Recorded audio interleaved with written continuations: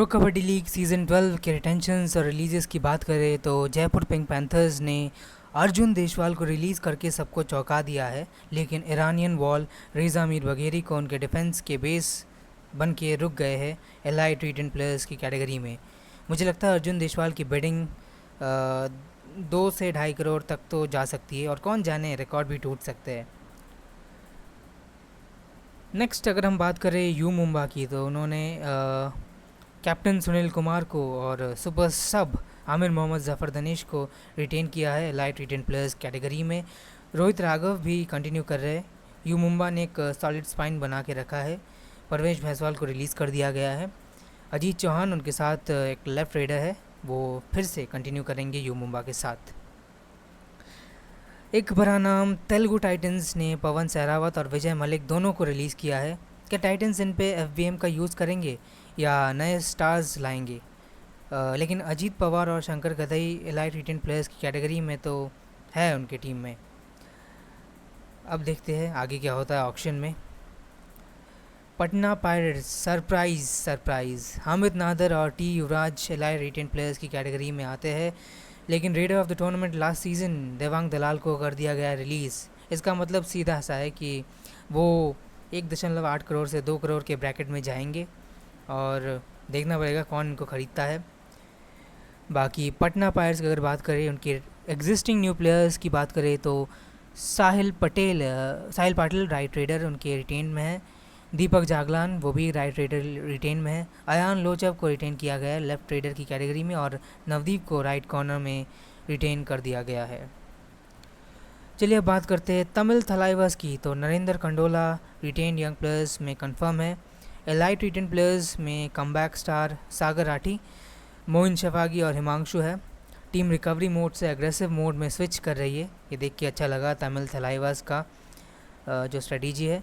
और उनके existing new players में धीरज बालीमारे राइट रेडर है और अनुज गवाड़े लेफ्ट कवर में इनको साइन किया है as existing new young players. चलिए PKL 7 के चैम्पियंस बंगाल वॉरियर्स नए कोच नवीन कुमार बज्जत को उन्होंने अनाउंस किया कुछ दिन पहले। मनिंदर सिंह फिर से रिलीज़ हो गए हैं। क्या बंगाल का ये स्ट्रेटजी सबसे बड़ा बिड वापस जीतने का है? उन्होंने सिर्फ विश्वास एस को ERP में रखा है एलाइट रिटेन प्लेयर्स की कैटेगरी में, मतलब रिबिल्डिंग मोड पे तो है वॉरियर्स। उन्होंने नितिन धांकर को भी छोड़ दिया है। अब डिफेंडिंग चैंपियंस हरियाणा स्टीलर्स की बात करें तो एज एक्सपेक्टेड मोहम्मद रेजा शादलू को रिलीज़ कर दिया गया है, लेकिन विनय टेवटिया और राहुल सेतवाल को रिटेन करके डिफेंस अटैक में जो बैलेंस मेंटेन उनको करना चाहिए उन्होंने वो किया है हरियाणा स्टीलर्स की अगर हम बात करें। और उनके एग्जिस्टिंग न्यू यंग प्लेयर्स की बात करें तो साहिल नरवाल ऑलराउंडर वो है। मणिकंदन एन राइट कवर में है रिटेन्ड और विकास यादव राइट रेडर वो भी रिटेन्ड है। अब बात करते हैं गुजरात जायंट्स की। Bottom placed Gujarat giants last season जो थे, अब इस सीज़न क्या कोई करिश्मा कर सकेंगे? ये काफ़ी देखना दिलचस्प होगा कि गुजरात क्या करती है। गुजरात की अगर हम बात करें तो डबल हिमांशु सिंह और राइट कवर हिमांशु दोनों एलाइट रिटेन प्लेयर्स की कैटेगरी में हैं। रिटेन यंग प्लेयर्स में राकेश और प्रतीक दहिया जैसे प्लेयर्स रिटेन्ड है।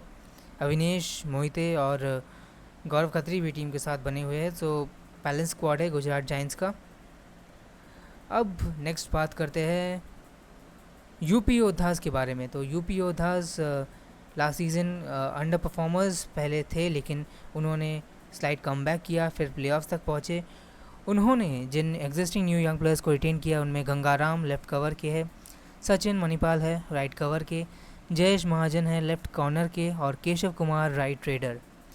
बाकी यूपी योद्धास ने सेफ गेम खेला है। सुरेंद्र गिल, भवानी राजपूत और सुमित सांगवन को सब एलाइट रिटेन प्लेयर्स में शामिल है स्क्वाड के साथ।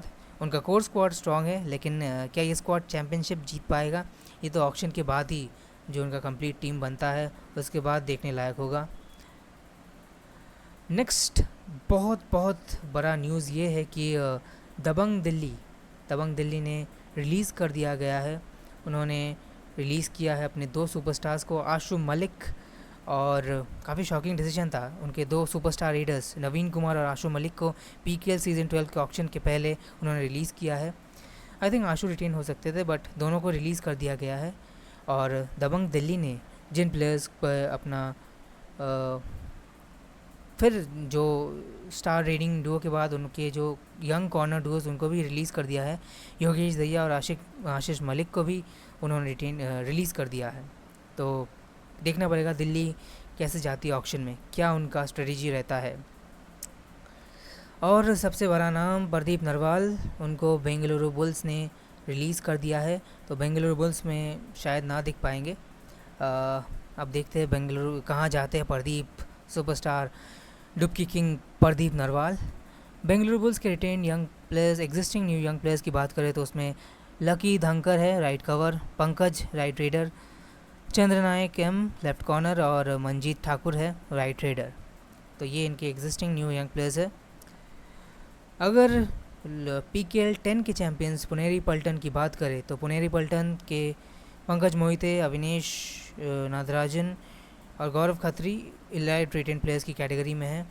ऑलराउंडर असलम इनामदार भी शायद कैप्टन बनेंगे, लास्ट सीज़न इंजरी की वजह से वो खेल नहीं पाए थे। और आकाश शिंदे को उन्होंने रिलीज़ कर दिया गया है। मोहित गोयत उनके साथ है। तो पुणे ने अपने फ्यूचर स्टार्स के साथ कॉन्ट्रैक्ट रिन्यू किया है।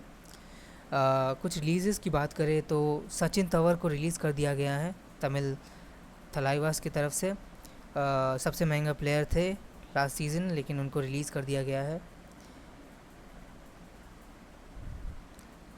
और अगर नेक्स्ट जो टीम्स की बात करें तो मुझे शॉकिंग लगा अर्जुन देशवाल का रिलीज़ करना।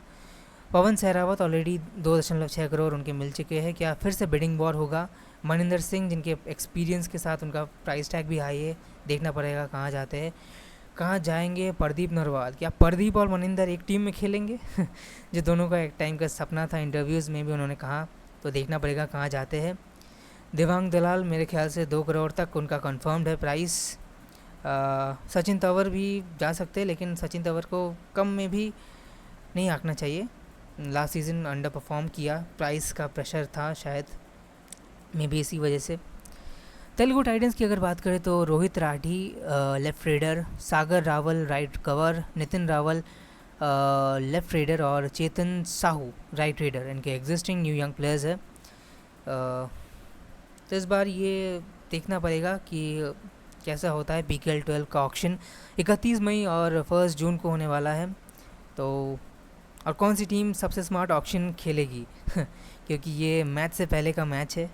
कमेंट्स में लिखिए और अगर वीडियो पसंद आए तो हमें ज़रूर बताएं।